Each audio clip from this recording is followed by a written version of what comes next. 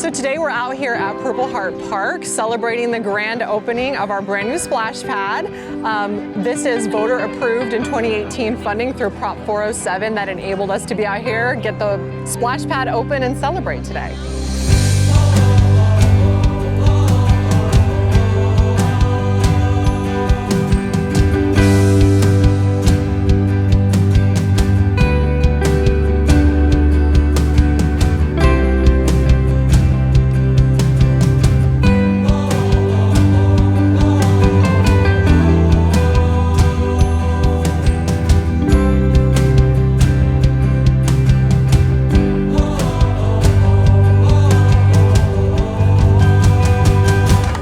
Marks the city's 6th splash pad, so obviously it's a big deal, especially for us out here in Ward 4 to have some new accommodations to use. I want to thank the community all, not just for voting, but also for participating in the public process, completing surveys, and even some of the kids did drawings and submitted ideas to help us come up with the concept for this. So amazing community engagement throughout this process. Can we get a big round of applause for Council Member Lee, please?